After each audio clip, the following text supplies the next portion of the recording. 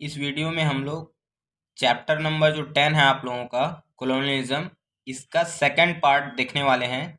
First part में हम लोगों ने देखा था कोलोनाइजेशन ऑफ अमेरिका, जिसमें हम लोगों ने स्पेन ने कैसे अमेरिका पर अमेरिका को कैसे कॉलोनाइज किया, फिर वहाँ के लोगों ने कैसे रिवोल्ट करके फिर से इंडिपेंडेंट गेन किया। ये हम लोगों ने फर्स्ट पार्ट में देख लिया है। तो अब इस वीडियो में हम लोग सेकंड पार्ट देखने वाले हैं, जिसमें हम लोग देखेंगे मेनली एशिया के बारे में, एशिया के कंट्रीज का कैसे कॉलोनाइजेशन हुआ। जिसमें हम लोग इंडिया के बारे में नहीं देखेंगे, क्योंकि इंडिया के बारे में इन डेप्थ में क्लास 8th में आप लोगों ने ऑलरेडी पढ़ लिया है। तो आपके क्लास 9th के सिलेबस में कॉलोनाइजेशन ऑफ इंडिया और चाइना है, जिसको हम लोग दो कंट्रीज के बारे में देखने वाले हैं। तो सबसे पहले हम लोग देखते हैं कि कॉलोनाइजेशन ऑफ इंडोनेशिया, इंडोनेशिया का कॉलोनाइजेशन कैसे हुआ।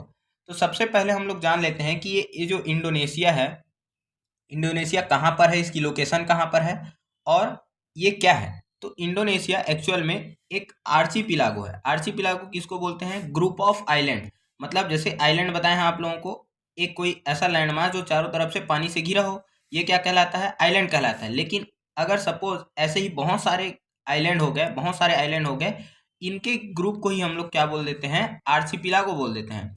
तो इंडोनेशिया ऐसे बहुत सारे आइलैंड से मिलकर बने हैं, इसीलिए इसको हम लोग क्या बोलते हैं? आर्चीपिलागो भी बोलते हैं। इसकी कैपिटल क्या है? तो इसकी कैपिटल है जकार्ता। जकार्ता इसकी कैपिटल है। और इसकी जो करेंसी है, यहाँ जो करेंसी चलती है वो चलती है रुपया। रुपया नहीं, जो हमारे यहाँ रुपया चलता है वो नहीं, रुपया। ठीक है। और यहाँ पर क्या है, मोर देन 90% पॉपुलेशन जो है वो इस्लामिक रूल को फॉलो, इस्लाम को फॉलो करती है। मतलब मुस्लिम से यहाँ पर ज़्यादा है। लेकिन बावजूद इसके कि यहाँ पर पहले जो है इनके जो एंसेस्टर थे, इनके जो पूर्वज थे, वहाँ पर काफ़ी जो है हमको हिंदू कल्चर देखने के लिए मिलता है। आज भी वहाँ के जो लोग हैं, वहाँ के जो बच्चे होते हैं, उनका नाम जो है हिंदू रीति रिवाज के तहत राम, सीता, कृष्ण, ऐसे बहुत सारे, लक्ष्मण, ऐसे नाम जो है, राधा वगैरह नाम रखे जाते हैं आज भी। तो ये तो हम लोगों ने बेसिक इनके बारे में जान लिया। अब देखते हैं इंडोनेशिया को किसके द्वारा कॉलोनाइज किया गया। तो इंडोनेशिया को डच के द्वारा कॉलोनाइज किया गया। अब डच कौन होते हैं?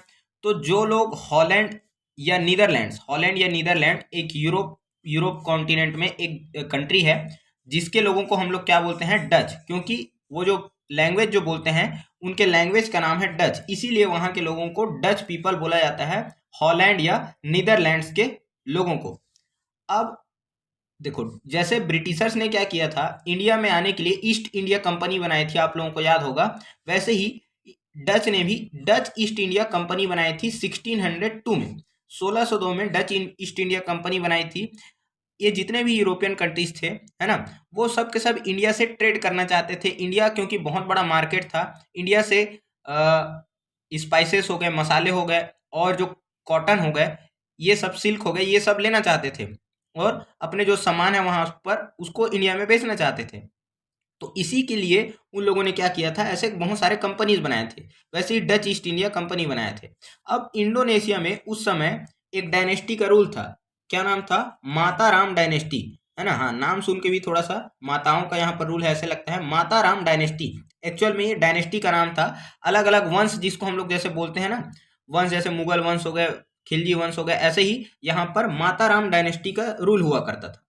अब डच जो है मेनली यहाँ से क्या लेना चाहते थे, तो ये मसाले जो हैं, मसाले मसाले यानी कि स्पाइसेस हो गए, इन सब के लिए ये यहाँ पर क्या करना चाहते थे, क्योंकि जो इंडोनेशिया है वहाँ का जियोग्राफिकल कंडीशन ऐसा है कि वहाँ पर मसाले बहुत अच्छे होते हैं, और क्योंकि वहाँ पर रेनफॉल वगैरह भी प्रॉपर रूप से होता है। तो ये अब मसालों में भी कौन कौन से, जैसे कार्डमम हम लोग जानते हैं, इलायची जिसको बोलते हैं, पेपर हो गया, मतलब जो काली मिर्च हो गया, क्लो हो गया, लौंग हो गया, इसके साथ साथ कॉफ़ी और रबर वगैरह भी इन लोग क्या करते हैं, कल्टीवेट करने के लिए यहाँ पर, या यहाँ से ले जाने के लिए इन लोग ट्रेड करना चाहते थे। अब क्या हुआ, इंडोनेशिया के लोग जो हैं, उनको क्या किया गया, उनको फोर्स किया गया, उन वहाँ के जो पीजेंट थे उनको फोर्स किया गया कि वो क्या करें, ये कमर्शियल क्रॉप उगाएं। कमर्शियल क्रॉप में यही सब मसाले हो गए या शुगर केन हो गया, ये सब चीज़। तो अब वहाँ पर क्या हुआ, मसाले वगैरह उगाने के लिए फोर्स तो किया गया उनको। टी हो गया, कॉफ़ी, रबर वगैरह हो गया, टी, कॉफ़ी, रबर, ये सब इनको प्लांटेशन क्रॉप भी बोलते हैं। क्लास 8th में आप लोगों ने पढ़ा है प्लांटेशन क्रॉप क्या होता है, जिसके प्लांट से हम लोगों को क्या मिलता है, जैसे ये जो टी है, टी के पत्ती को हम लोग प्लांट से तोड़ते हैं, वैसे ही कॉफी हो गया उसका बीज वगैरह, तो ये सब रबड़ के वैसे ही प्लांट रहते हैं, पौधे जो रहते हैं, तो ये प्लांट से हमको मिलता है, इसलिए प्लांटेशन क्रॉप भी बोलते हैं। तो अब यहाँ पर क्या हुआ, वहां पर के लोगों को फोर्स किया गया, बहुत ज़्यादा प्रेशराइज किया गया और उनको लेबर की तरह काम करवाने लग गए। कहाँ पर, ये सब क्रॉप में। अब वहां पर लोग लोग क्या हो गए, प्लांटेशन क्रॉप उगाने लग गए या कमर्शियल क्रॉप उगाने लग गए, तो उनको अनाज की कमी हो गई। अनाज की कमी मतलब खाने के लिए ही उन लोग अनाज नहीं उगा पा रहे थे। तो इतना ज़्यादा उन लोग क्या हो गए थे, कमर्शियल यानी कि बेचने के लिए पर्पज से उगा रहे थे, तो उनको खाने के लिए ही क्या नहीं मिल पा रहा था, अनाज नहीं मिल पा रहा था। तो बहुत सारे लोग अकाल से, फेमाइन से और स्टारवेशन से, भूखमरी से वहां पर क्या हो गए, लोग मर गए। तो इसके कारण फिर क्या हुआ, वहां पर डच जो कॉलोनी है उसका विद्रोह होता है और वहां पर रिवोल्ट होता है, मूवमेंट स्टार्ट होता है और फिर वहां पर डच पीपल्स को वहां से डीकोलोनाइज किया जाता है, इंडिपेंडेंस मिलता है। वो जो डीकोलोनाइजेशन है यानी कि जो इंडिपेंडेंस है इंडोनेशिया का, वो आप लोग क्लास 10th में पढ़ेंगे। तो ये यहाँ पर क्या हो गया, इंडोनेशिया कैसे कॉलोनाइज हुआ ये हम लोगों ने देख लिया। इसके बाद एशिया में जो सेकंड कंट्री आप लोगों को देखना है वो क्या है, चाइना। अब चाइना ये बहुत इंपॉर्टेंट है, एक दो टॉपिक इसमें से जिससे क्वेश्चन आता है और स्टोरी भी इंटरेस्टिंग है। तो सबसे पहले हम लोग चाइना के बारे में देख लेते हैं। तो चाइना की कैपिटल क्या है, बीजिंग है ना। और इसके जो प्रेसिडेंट है वो कौन है, सी जिनपिंग, है ना। 11 ऐसे नहीं पढ़ना इसको, सी जिनपिंग इसके प्रेसिडेंट है। और कम्युनिस्ट पार्टी के मतलब यहाँ पर कम्युनिस्ट पार्टी है, एक ही पार्टी है, जैसे हमारे यहाँ पर बहुत सारी पार्टी होती है, चाइना में केवल एक ही पार्टी है, कम्युनिस्ट पार्टी, है ना। और ये जब तक जिंदा है तब तक यही इसके प्रेसिडेंट बने हैं, चिनमिन चायचू वाला। ठीक, उसके बाद फिर क्या हो गया, चाइना जो क्या है ये बहुत बड़ी कंट्री है और पॉपुलेशन वाइज अगर हम लोग देखें यानी कि जनसंख्या के मामले में सबसे ज्यादा पॉपुलेशन चाइना में ही है। अगर हम लोग बात करें एरिया वाइज, तो एरिया वाइज क्या है, रसिया सबसे लार्जेस्ट कंट्री है अगर हम लोग बात कर दें एरिया वाइज। लेकिन पॉपुलेशन वाइज देखें तो पहले नंबर पे है चाइना और सेकंड नंबर पे आ जाता है इंडिया। अब हम लोग देखते हैं 17th सेंचुरी में यहाँ पर किसका रूल हुआ करता था, मांचू डायनेस्टी का रूल हुआ करता था। वैसे ही जैसे इंडोनेशिया में भी बताए थे किसका रूल था, माताराम डायनेस्टी का। और आज का जो तिब्बत है और मंगोलिया है ये पहले पूरा चाइना हुआ करता था, है ना। पूरा चाइना का एरिया पहले रसिया से भी बहुत बड़ा हुआ करता था, उसका जो डायनेस्टी था। फिर अब यहाँ पर क्या है, चाइना में मेनली कौन रहते थे, तो जो पीजेंट जो सोसाइटी है यही ज़्यादातर रहते थे। उस समय इंडस्ट्री वगैरह वहाँ पर उतना ज़्यादा नहीं हुआ करता था। तो चाइना में मेनली जो फार्मर्स हैं या पीजेंट्स हैं उन्हीं लोगों का ये था। अब राजा जो रहता था वो अपने ऑफिसर्स अपॉइंट करता है, जैसे लैंडलॉर्ड हो गया, तो उन लोग क्या करते थे, किसान से टैक्स वगैरह कलेक्ट करते, इसी से उनका जो है वो स्टेट चलता था, यानी कि राज्य का जो पैसा आता था वो इसी के पास से आता था। अब यहाँ पर क्या हुआ, जैसे इंडिया इंडिया में मसालों के लिए फेमस था, वैसे ही यूरोपियन जो ट्रेडर्स थे वो चाइना में दो चीज के लिए ट्रेड के लिए फेमस था। एक तो हो गया टी, चाय, और दूसरा क्या हो गया, सिल्क। सिल्क जिसको हम लोग क्या बोलते हैं, सिल्क को हिंदी में क्या बोलते हैं हम लोग, रेशम, है ना। रेशम जो है सिल्क, सेरीकल्चर वगैरह आप लोग बताते हैं ना, रेशम कीट पालन वगैरह, तो उसी से क्या होता है, सिल्क जो है मिलता है। तो इसके लिए क्या होते थे, वहां पर ट्रेड किया करते थे। और एक चीज था क्या है, एक और वहां पर तक क्या था, प्रोक्लेन वेयर किसको बोलते हैं, चीनी मिट्टी के बर्तन। हम लोग देखते हैं घर में जो कप हमारे चाय पीने के लिए और भी बहुत सारे ऐसे आइटम्स रहते हैं जो चीनी मिट्टी के बने होते हैं। तो चीनी मिट्टी क्यों बोलते हैं, क्योंकि वो चाइना से बनकर आते हैं या चाइना में उनका चलन बहुत ज़्यादा है, तो इसी के लिए। तो अब क्या हुआ, चाइना के जो रूलर थे उसने क्या किया था, फॉरेन इंडिया में देखा, जैसे इंडिया में क्या कर लिया था, ब्रिटिशर्स ट्रेड करने आए थे, व्यापार करने आए थे, लेकिन वहां पर क्या हो गया, उन लोग सेटल हो गए, है ना। फिर धीरे धीरे रूल करना स्टार्ट कर दिए, फिर ऐसे करते करते 200 साल तक इंडिया में रूल कर लिए, है ना। तो ये नहीं चाहते थे, चाइनीज रूलर चाहते थे कि इंडिया के जैसा हमारा हालत ना हो। तो उन लोगों ने क्या कर दिया, केवल 3 पोर्ट मतलब क्या होता है, बंदरगाह, जहां पर से जहाज आता है, जहाज का आना जाना, जहाज रुकता है, जैसे बस स्टैंड होता है, रेलवे स्टेशन होता है, वैसे ही जहाज के रुकने के लिए पोर्ट या बंदरगाह बनाया जाता है। तो यहाँ पर 3 पोर्ट थे। एक तो कैंटन पोर्ट, ये इंपॉर्टेंट है, कैंटन पोर्ट, इसके बारे में देखेंगे। दूसरा है मकाऊ पोर्ट और एक तीसरा है निंगबो पोर्ट, है ना।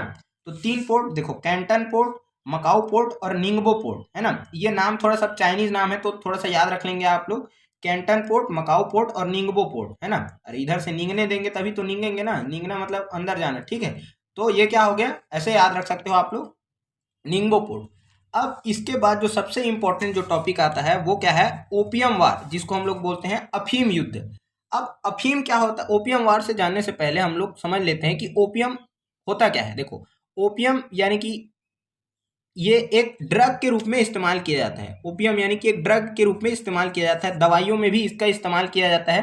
क्लास में आप लोग पूछ रहे थे ना कि गांजा क्या होता है, भांग क्या होता है, ये सब इसी के तरह से इसको इस्तेमाल किया जाता है, ओपियम। इससे नशे के लिए भी इसको यूज किया जाता है। तो ब्रिटिशर्स अब क्या करने, देखो ब्रिटिशर्स एक्चुअल में यहाँ से सिल्क और टी परचेस करते थे, कहाँ से, चाइना से। अब ये परचेस तो करते थे लेकिन बदले में उनके पास बेचने के लिए कोई सामान नहीं होता था। तो इनको क्या होता था, पैसा जो चुकाना होता था वो गोल्ड या सिल्वर के रूप में चुकाते थे, क्योंकि उस समय उनके पास चाइना की करेंसी तो नहीं हुआ करती थी और डॉलर वगैरह वहां चलता नहीं, तो इसीलिए वो गोल्ड या सिल्वर देते थे और सिल्क और टी को क्या करते थे, परचेस करते थे। तो इसमें क्या हो गया, इसमें उन लोगों को उतना ज़्यादा प्रॉफिट नहीं होता था, या इसमें हम लोग बोल सकते थे जो ब्रिटिशर्स थे, जो यूरोपियंस थे, उसमें उनका क्या हो जाता था, घाटा हो जाता था, है ना। इसमें तेरा घाटा हमारा कुछ नहीं जाता। तो क्या हो गया, इसमें इनका घाटा हो जाता था ब्रिटिशर्स का। तो ब्रिटिशर्स ने क्या सोचा, एक दिमाग लगाया ब्रिटिशर्स ने, क्यों ना हम इंडिया में क्या होता है, ओपियम होता है, अफीम होता है, तो उसको वहां से परचेस करें और चाइना में जाके बेचें। तो इन लोगों ने इंडिया में, और इसी के कारण इंडिया के जो पीजेंट थे उनको क्या बोला कि आप लोग क्या करो, ओपियम उगाओ, है ना। आप लोगों ने नील की खेती और ओपियम की खेती लीगल तरीके से, मतलब फोर्स करके उगाया जाता था, ये ऐसे क्लास 8 में पढ़े हैं आप लोग। तो ओपियम वगैरह इंडिया के फार्मर्स को बोल के उगाया जाने लग गया और उसको ले जाकर बेचते थे चाइना में। लेकिन चाइना में क्या हो गया, ये जो ओपियम था इसका बेचना क्या था, इलीगल था, उसका ट्रेड वगैरह करना। तो इन लोग ये सब जो करते थे वो कैंटन पोर्ट से, अभी देखो यहाँ पर बताया था आप लोगों को ना, ये जो कैंटन पोर्ट है इसी के थ्रू वो क्या करते थे, अंदर यहाँ से उन लोग अफीम की खेती जो है वो ओपियम को बेचने लग गए। अब वहां पर जो भी क्या होते थे, स्मगलर्स होते थे या जो भी ब्रोकर्स होते थे, उनको ये बेचते थे और वो पूरे क्या करते थे, यहाँ से लेकर पूरे चाइना में उसको क्या कर देते थे, अलग अलग चाइना के हर एक कोने में जाके उसको क्या करते थे, बेचते थे। तो अब ये बात पता चली चाइना के रूलर को, चाइना का जो राजा था उसको पता चली ये बात कि क्या हो गया, ब्रिटिशर जो है ये इस टाइप से गलत काम कर रहे हैं, इलीगल काम कर रहे हैं, ओपियम जो है अफीम सबको पिला रहे हैं, अफीम बेच रहे हैं। तो फिर इसको क्या कर दिया, कैंटन पोर्ट को ब्रिटिशर्स के लिए बंद कर दिया और उनका जो व्यापार था उसको, ट्रेड को क्या कर दिया, स्टॉप कर दिया। तो अब ब्रिटिशर्स क्या हो गए, इससे खफा हो गए और उन्होंने क्या कर दिया, फर्स्ट ओपियम वार हो गया, यानी कि युद्ध हो गया। ये ईयर आप लोग ध्यान रखेंगे, फर्स्ट जो ओपियम वार है इसका ईयर क्या था, तो इसका ईयर था 1839 से लेकर 42, लगभग ये 3-4 सालों तक चलता है। और फिर क्या होता है, चाइना, अब अच्छा ये किसके किसके बीच में हुआ, तो ये मेनली चाइना और इंग्लैंड के बीच में हुआ, इंग्लैंड मतलब वही ब्रिटिशर्स के साथ। तो ये बहुत ज़्यादा इंपॉर्टेंट है ओपियम वार। तो एक्चुअल में 2 ओपियम वार हुए थे, लेकिन आपको एक ही ध्यान रखना है। तो ये जो फर्स्ट ओपियम वार है ये कब हुआ था, 1839 से लेकर 42 तक। किसके किसके बीच में हुआ, तो चाइना और इंग्लैंड के बीच में हुआ। अब इसमें क्या हुआ, इसका रिजल्ट क्या निकला, तो इंग्लैंड ने चाइना को पटक पटक के धो दिया, मतलब कि इंग्लैंड जीत जाता है, इंग्लैंड जो है चाइना को हरा देता है। और जब इंग्लैंड चाइना को हराता है तो उनके बीच में क्या होता है, ट्रीटी ऑफ नैनकिन, है ना। हाँ, तो बहुत एकदम ऐसे समझ के चलो, एक छोटा सा नानकिन है ना, नानकिन बोलते हैं ना छत्तीसगढ़ी में, नानचून, तो वैसे ही छोटा सा एक ट्रीटी होता है, क्या होता है, नैनकिन। नैनकिन एक्चुअल में वहां के शहर का नाम था, तो ट्रीटी ऑफ नैनकिन होता है। अरे ट्रीटी मतलब होता है समझौता या संधि, जैसे घर में 2 भाई बहन हो गए या भाई भाई क्या हो जाते हैं, लड़ाई हो जाते हैं एक दूसरे के साथ में, तो उधर से जो है मम्मी आती है, दोनों को एक लगा दे, धड़ाधड़ लगाती है, दोनों को बोलती है चलो इसको सॉरी बोलो, कान पकड़ो दोनों एक दूसरे को सॉरी बोलो, गले मिलो, ऐसे करके बोलते हैं ना। तो वैसे ही क्या हो गया, इनके बीच में ट्रीटी हुई। ट्रीटी में क्या हुआ, अब इंग्लैंड जीत गए थे, ब्रिटिशर जीत गए थे, तो उसने चाइना को बोला कि तू मेरे को क्या करेगा, तू बेटा मेरे को हारा है ना, तो तू मेरे को टाइम टाइम में टैक्स ला के देते रहेगा, नहीं तो फिर तेरे को क्या करूंगा, आऊंगा और 2-4 लगा के जाऊंगा, धुनाई करूंगा तेरा, ऐसे करके। फिर इंग्लैंड, अब इंग्लैंड जीता था तो इसको मानना पड़ा, उसकी जो सारी शर्तें थी, सारी बातें थी जो, है ना। और बोला कि जो है हम ओपनली क्या करेंगे, ट्रेड करेंगे, और अच्छे से फिर क्या कर दिया इसने, ओपियम को ओपनली बेचने लग गया। तो अब यहाँ पर क्या हो गया, ब्रिटिशर्स ने पूरे चाइना में अपना जो ट्रेड था, व्यापार था, उस पर कंट्रोल इस्टेब्लिश कर लिया। अब देखा बाकी अदर कंट्रीज ने देखा, यूरोपियंस ने, है ना, तो उन लोग भी कौन कौन, जैसे कि जर्मनी हो गया, फ्रांस हो गया, अमेरिका हो गया और रसिया हो गया और जापान ने भी क्या कर दिया था, चाइना को हरा दिया था, है ना, और उसने भी ट्रीटी ऑफ जैसे नानकिन हुआ था वैसे सब के साथ में क्या कर लिया, फिर चाइना को ट्रीटी करना पड़ा और सभी के सभी देश जो है वो चाइना में आकर ट्रेड करने लग गए। अब चाइना को एक चीज डर था कि जैसे यहाँ देखो, चाइना को एक डर था कि मान के चलो कि इन लोग अपने अपने में एरिया बांट ना लें। जैसे मान के चलो ये ब्रिटिशर्स का एरिया हो गया, है ना, और कुछ क्या हो गया, अमेरिकन का एरिया हो गया, तो सब लोग क्या कर ले, अपना अपना हिस्सा बांट ना ले और इंडिया के जैसे इसको चाइना को कब्जा ना कर ले, चाइना पे रूल करने ना लग जाए। तो इसके लिए चाइना ने क्या किया, एक एक पॉलिसी लाया, एक नीति लाया जिसको बोलते हैं open door policy. Open door policy मतलब कि क्या हो गया कि हमारा जो चाइना का दरवाजा है वो सबके लिए ओपन है, खुला हुआ है, और क्या कर दिया, सभी कंट्रीज को बोला कि आपको जहां जहां ट्रेड करना है वहां वहां आप लोग आराम से ट्रेड कर सकते हो। इसी को बोला गया ओपन डोर पॉलिसी। अगर मान के चलो इंग्लैंड एक जगह पर एक जगह पर बिजनेस करता तो इस पूरे एरिया में इंग्लैंड का कब्जा हो जाता, यहाँ पर पूरा फ्रांस का कब्जा हो जाता, यहाँ पर अमेरिका का कब्जा हो जाता। तो उसने सोचा कि अगर सब लोग एक एक दूसरे की जगह मिक्स होके क्या करेंगे, ट्रेड करेंगे, तो कोई भी कब्जा नहीं कर पाएगा या रूल करने की नहीं सोचेगा। इसीलिए ओपन डोर पॉलिसी चाइना के द्वारा लाया गया। अब क्या हुआ, यहाँ पर यूरोपियन हो गए या जो अमेरिकन हो गए, उनको तो चाइना मिल ही गया था, बहुत बड़ा मार्केट था, क्योंकि जहाँ पॉपुलेशन रहेगा वो उतना बड़ा मार्केट होगा। तो और यूरोप और अमेरिका में क्या हो गया, इंडस्ट्रियलाइजेशन आ गया था, है ना। इंडस्ट्रियलाइजेशन आप लोगों ने इससे पहले के चैप्टर में पढ़ लिया होगा। तो इंडस्ट्रीज वगैरह आ गए तो वहाँ पर सामान बनने लग गए, है ना, बहुत ज़्यादा अमाउंट में। तो उसको ला कर इन लोग मार्केट में बेचने लग गए, कहाँ, चाइना के मार्केट में। तो चाइना बहुत बड़ा मार्केट इन लोगों के लिए बन गया। तो अब यहाँ पर जो सबसे ज़्यादा जो है ना गुस्सा था वो किन के बीच में था, आम जनता, जो पुअर पीजेंट थे और वर्कर्स थे, कहाँ के, चाइना। उन लोग नहीं चाहते थे कि दूसरे देश से आकर क्या करें, हमारे देश में व्यापार करें और यहाँ पर सामान बेचे, क्योंकि अगर मान के चलो बाहर का सामान आ रहा है तो चाइना का जो लोकल सामान है वो कौन खरीदेगा। तो इसके लिए उन लोगों ने क्या किया, बहुत सारे सीक्रेट ऑर्गेनाइजेशन बनाने लग गए, जिसको क्या बोला गया, बॉक्सर सोसाइटी बोला गया। बॉक्सर सोसाइटी मतलब ये बॉक्सिंग वालों का नहीं था, जो पीजेंट और फार्मर्स थे उन्हीं का एक सीक्रेट ऑर्गेनाइजेशन था, है ना। एक सीक्रेट टाइप से इन लोग ग्रुप वगैरह बना रहे थे, उसी को बॉक्सर सोसाइटी बोला गया। और इन लोग फॉरेन जो ट्रेडर्स थे, विदेश से जो व्यापार करने के लिए आते थे, ब्रिटिशर्स हो गए, अमेरिकन हो गए, उसको विरोध करने के लिए, अपोज करने के लिए ये सब क्या किए थे, ग्रुप बनाए थे। और उन्होंने स्लोगन भी दिया था, क्या स्लोगन दिया था, hang the foreign devils. Devils मतलब कौन होता है, शैतान, है ना।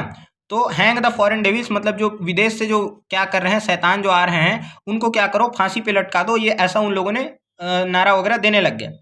और यहाँ पर सबसे जो खराब बात लगी यहाँ के लोगों को कि वहाँ का जो रूलर था, मांचू डायनेस्टी का जो रूलर था, जो राजा था, वो सब बैठ के तमाशा देख रहा था और बहुत सारे शर्मनाक संधि कर ली थी, सबको इनवाइट कर दिया था कि आप लोग आ सकते हो, हमारे इसमें ट्रेड कर सकते हो चाइना में। तो फिर लोगों ने ही यहाँ के राजा का विरोध करना स्टार्ट कर दिया और जो मांचू डायनेस्टी है वो 1911 तक आते आते क्या हो जाती है, खत्म हो जाती है, उसको हटा दिया जाता है पावर से।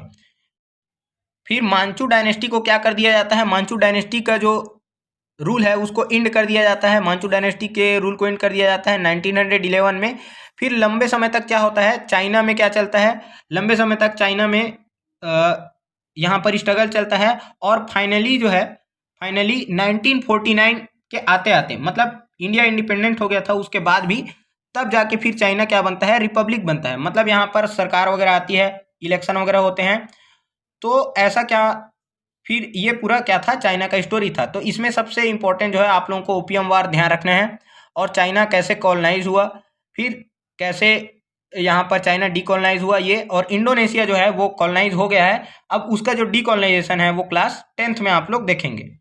तो अब एक पार्ट और बच गया जिसमें हम लोग अफ्रीका का कॉलोनाइजेशन देखेंगे, फिर ये चैप्टर आप लोगों का कंप्लीट हो जाएगा। Thank you.